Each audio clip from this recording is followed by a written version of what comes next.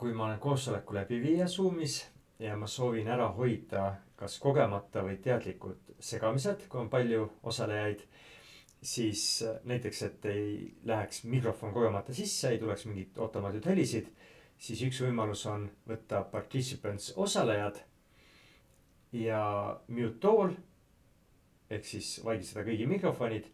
Ja siin on linnukas koht vaikimise, alati on linnuke, et isegi kui ma panen yes, neil ikkagi jääb õigus mikrofoni sisse lülitada. Aga kui ma võtan linnukas ära ja nüüd yes, siis nad enam seda teha ei saa. Seesama valik, aga natuke rohkem. Ma praegu panen selle tagasi vaike valiku, et ikkagi saavad ise sisse lülitada. Ja rohkem võimalusi on siis valiku host tools alt siit selle koha pealt ja participants osalejate seaded ja see rida siin unmute themselves, et ma keelan kõigil sisse lülitada, kõigil keelan sisse lülitada mikrofoni. Kui ma tegin selle linnukese, siis automaatselt läks ka kinni, et see on siin sealtes kohe näha, et kui tahan tagasi lubada, võin ka siit selle õigus jällegi anda.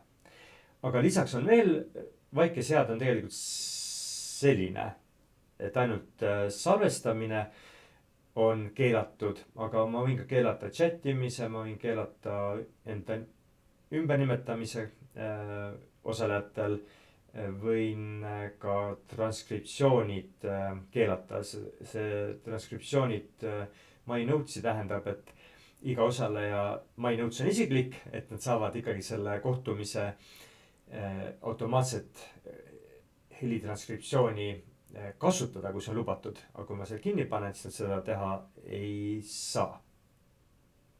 Et on kohtumisi eraldi, mina hostina saan teha transkriptsioonid ja hiljem jagada, aga et kas igaüks eraldi ka neid saab kasutada või mitte. My notes oma märkmete jaoks. Ja nüüd, kui ma olen keelanud üksjagu palju asju ja on mõni osaleja, kellel peaks olema erandina lubatud, siis kõige loogilisem oleks võib-olla kasutada, kui on tasuline konto webinari, mitte tavalist Zoom kohtumist algusest peale teha webinarina. Seal ongi nii, et lingina osalejad, nad ei saagi seal midagi suurt teha ja kui on kutsutud osalejad, nendel on need valikud siis sisse lülitatud. Aga võib ka nii teha, et kui on see tavaline kohtumine nagu see siin praegu, et siis lihtsalt anda nendele, kellel peaks olema rohkem õigusi, co-host'i õigused. See on praegu tasuta konto, mida ma näitan. Siin on ainult kogu host'i üleandmine. See ka töötab, aga siis mina enam pole host. Et see pole päris see. Ja seda ma teha ei taha ilmselt. Aga just co-host, et kui on tasuline konto, siis ma saan seda teha, et kõik, kes on märgitud co-host'iks, ehk siis kaasläbiviijateks, siis nendel on ikkagi sõltumata sellest, kui mul on siin, kus on host tools ja participants, võib-olla õigused maha keelatud, nendel need õigused ikkagi siis on.